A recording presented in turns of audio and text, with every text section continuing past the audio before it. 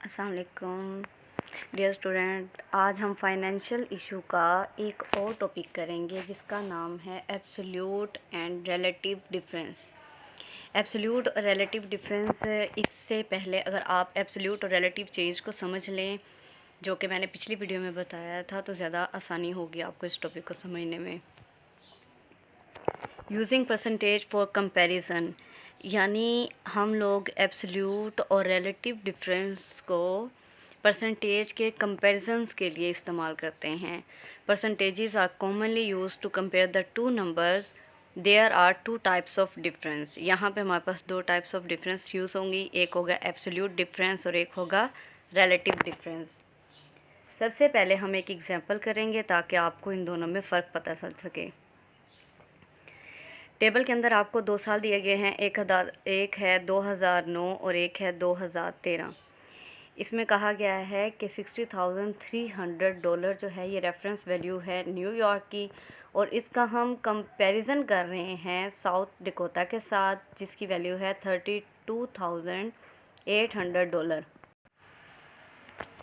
Suppose that New York ranked first in average pay at about $60,300 per person, and South Dakota ranked last at $3,800 per person. Compare average pay in South Dakota to that in New York in both absolute and the relative terms. अब आपने क्या करना है, आपने comparison करना है किसका, New York की पे का किसके साथ, साउथ डिकोटा की पे पैकेज के साथ। सबसे पहले हम फाइंड करेंगे एब्सोल्यूट डिफरेंस। एब्सोल्यूट डिफरेंस क्या होता है इसको समझेंगे, उसके बाद इसके फार्मूले को, और उसके बाद हम वैल्यूज पुट करेंगे। एब्सोल्यूट डिफरेंस होता है the actual difference between the compared value and the reference value. Compared value और रेफरेंस वैल्यू के दरमियान में जो डिफरेंस आ रहा है उसे हम कहते हैं absolute difference. Absolute difference is equals to compared value minus reference value. Compared value आपको बताई गई थी $32,800 और रेफरेंस वैल्यू थी $60,300। इनमें से माइनस करने से आपके पास आता है $27,500 नेगेटिव। अब ये जो नेगेटिव साइन है ये किस चीज़ को मेंशन करता है, average pay in the South Dakota was $27,500 less than average pay in the New York. Negative sign show करता है कि इनकी जो वैल्यूज़ हैं वो लेस देन हैं, और जहाँ कहीं पे पॉजिटिव साइन आता है तो वो इस चीज़ को शो करता है कि जो कंपेयर्ड वैल्यूज़ हैं वो क्या हैं, वो ग्रेटर देन हैं। अब आते हैं रिलेटिव डिफरेंस पे। The relative difference describes the size of the absolute difference in the comparison to the reference value and can be express as percentage.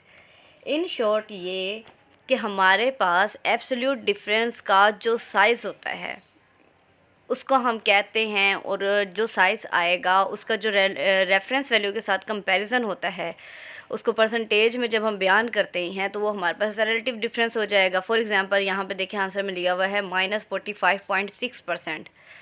तो अब ये परसेंटेज में कंपैरिजन करके बता रहे हैं कि वो कितने परसेंट का उनमें डिफरेंस आ रहा है, तो इस चीज़ को हम कहते हैं रिलेटिव डिफरेंस।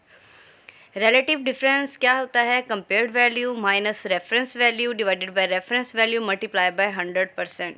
इनकी वैल्यूज़ पुट करेंगे, कैलकुलेशन करने के बाद जो आपका आंसर आ रहा है वो कितना आ रहा है, -45.6%। अब यहाँ पे है इन relative terms average pay in the South Dakota was 46% less than the average pay in the New York. के जो साउथ डिकोटा की पे है वो 46% लेस देन है किससे, average pay in the New York. Note, अब यहाँ पे जो आपको एग्जांपल करवाई उसमें जो नेगेटिव वैल्यूज़ आई थी उसका मैंने आपको पहले बता दिया था कि वो किस चीज़ के लिए होता है, less than the reference value, वो कंपैरिजन करने के लिए कि कितनी लेस है। और अगर पॉजिटिव आता है तो इसका मतलब ये है कि वो ग्रेटर देन है द रेफरेंस वैल्यू। अब यहाँ पे लिखा हुआ है absolute and the relative difference are positive. ये दोनों तब पॉजिटिव होते हैं if the compared value is greater than the reference value. अगर कंपेयर्ड वैल्यू रेफरेंस वैल्यू से बड़ी आ जाती है तो जाहिर सी बात है वो पॉजिटिव होगा। और absolute and the relative difference are negative if the compared value is less than the reference value.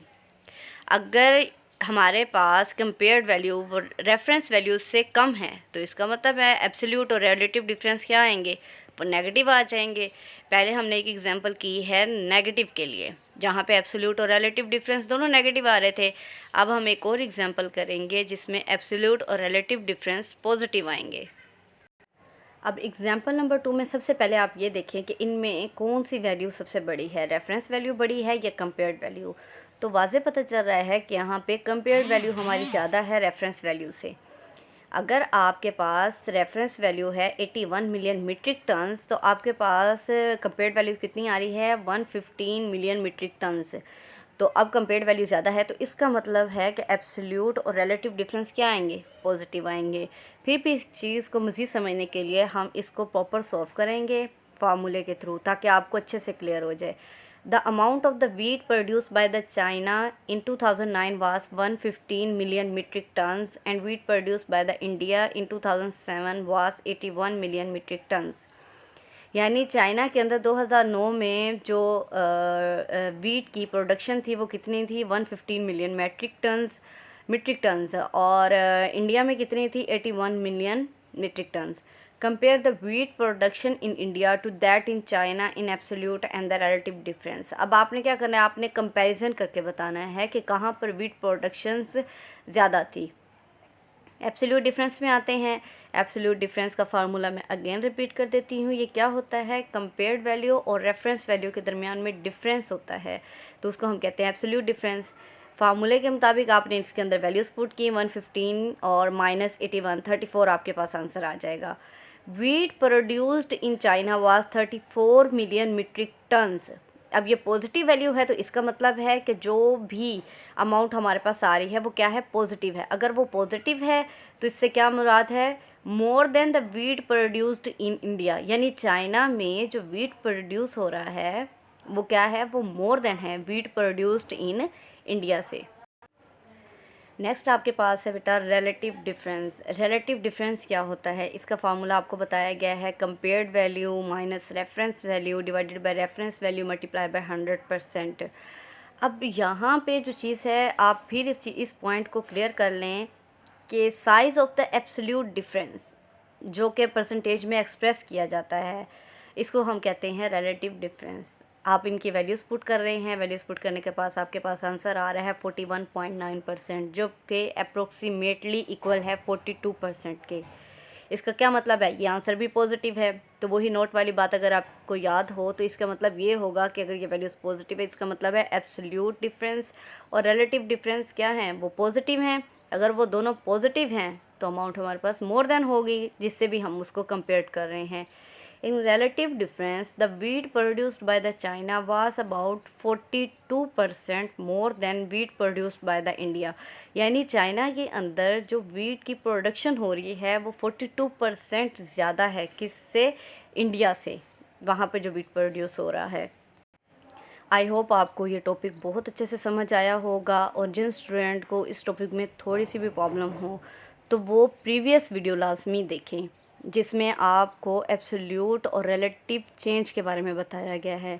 Next video इंशाल्लाह बहुत जल्द अपलोड की जाएगी। थैंक यू, अल्लाह हाफिज़।